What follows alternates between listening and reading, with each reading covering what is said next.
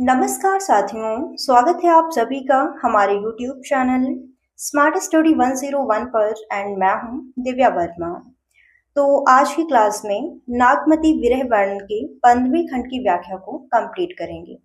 बाकी दोस्तों, अगर आपने इससे पहले की वीडियोस अभी तक नहीं देखी हैं तो जाकर देख लीजिएगा। सारी क्लासेस आपको हमारे इसी चैनल पर मिल जाएंगी।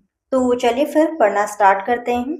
देखिए, यहाँ पर संदर्भ आपका वही रहेगा जो आपको फर्स्ट वीडियो में बताया गया था। बाकी इसके प्रसंग को समझ लेते हैं। तो इस पद में कवि मलिक मोहम्मद जैसी ने ज्येष्ठ मास की भीषण गर्मी के माध्यम से रानी नागमती के विरह वर्णन का अत्यंत मार्मिक चित्रण प्रस्तुत किया है। विरह की अग्नि से उसका तन मन जल रहा है। वे अपने प्रिय रत्नसेन के वियोग में स्वयं को अत्यंत असहाय अनुभव करती हैं और अपने दुख की तीव्रता को विभिन्न उपमानों के माध्यम से व्यक्त करती हैं।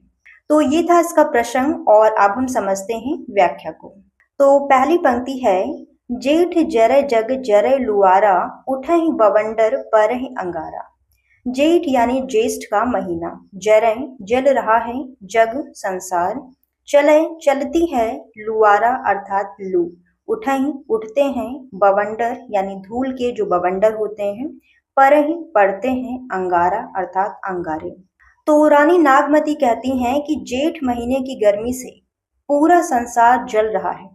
चारों ओर गर्म लू चल रही है और धूल के बवंडर ऐसे बन रहे हैं या फिर ऐसे उठ रहे हैं मानो अंगारे बरस रहे हैं। प्रकृति का यह भीषण रूप उनके विरह दुख को और अधिक बढ़ा रहा है।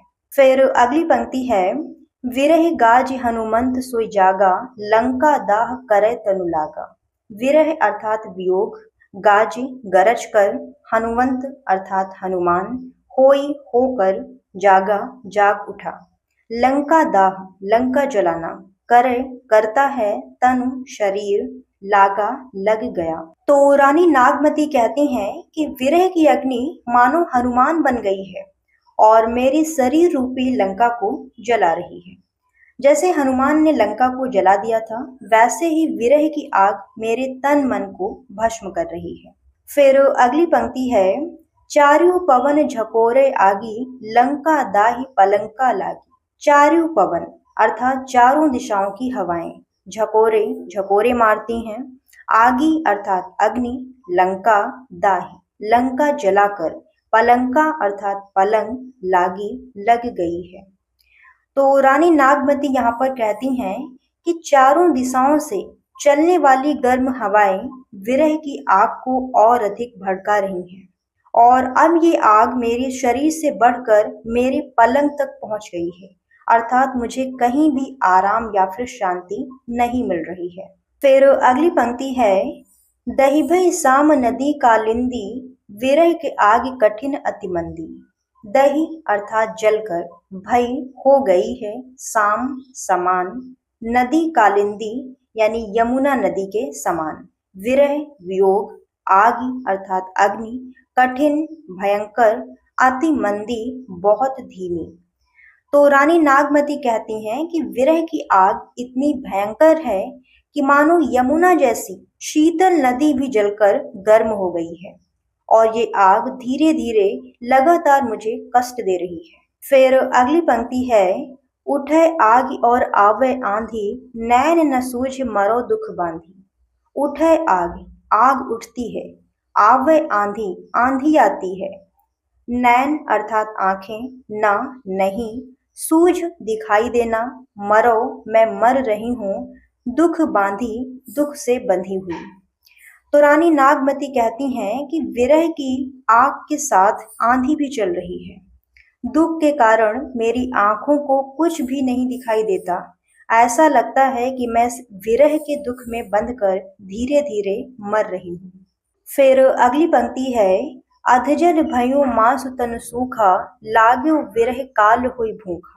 अधजल अधजली हो चुकी हूँ, मासु अर्थात मांस, तनु शरीर, सूखा सूख गया है, लाग्यो लग गया है, विरह अर्थात वियोग, काल मृत्यु, होई भूखा भूखा बनकर। तो रानी नागमती कहती हैं कि विरह की आग में मैं आधी जल चुकी हूँ, मेरा शरीर सूखकर कमजोर हो गया है और ऐसा लगता है कि विरह स्वयं मृत्यु बनकर मेरे शरीर को समाप्त करने पर तुला हुआ है। फिर अगली पंक्ति है, मांस खाए सब हाड़हि लागे, आबहु आव आवत सुनि भागे। मांस अर्थात मांस खाए, खा लिया है, सब सारा, हाड़हि लागे, अब हड्डियों को लग गया है, आबहु आओ, अब ही आ जाओ, आवत सुनि भागे, आने की खबर सुनकर भाग जाएगा।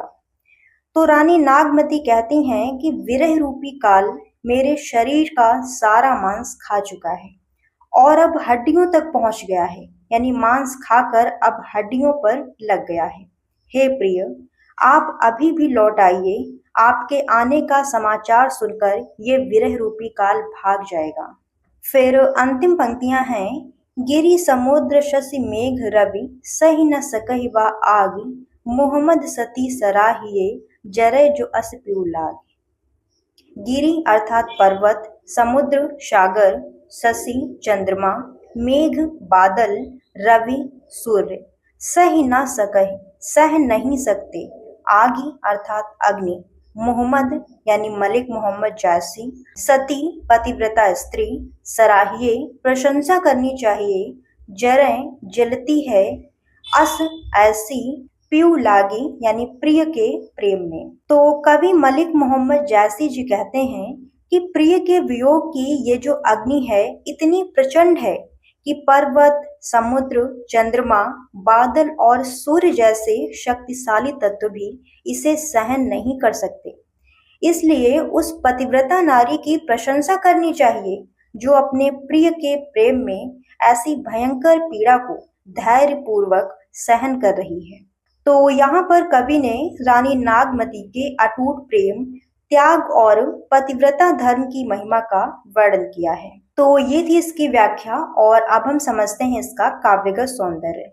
तो भाषा यहाँ पर अवधि है, रस वियोग श्रृंगार है, छंद चौपाई और दोहा है। यदि हम अलंकारों की बात करते हैं तो आपने एक पंक्ति पढ़ी थी, विरह गाज हनुमंत सोई जागा। यहाँ पर रूपक अलंकार है क्योंकि विरह को हनुमान और शरीर को लंका माना गया है। फिर एक और पंक्ति थी, गिरि समुद्र शशि मेघ रवि, सही न सकहि वह आगी। यहाँ पर अतिशयोक्ति अलंकार है क्योंकि विरह की अग्नि को इतना प्रचंड बताया गया है कि वो पर्वत, समुद्र, चंद्रमा, बादल और सूर्य जैसे शक्तिशाली तत्व भी उसे सहन नहीं कर सकते। तो आज की क्लास यहीं पर समाप्त होती है। ये वीडियो आपको कैसी लगी हमें कमेंट करके जरूर बताइएगा और मिलते हैं दोस्तों बहुत जल्द किसी नेक्स्ट क्लास में। तब तक के लिए धन्यवाद साथियों, जय हिंद।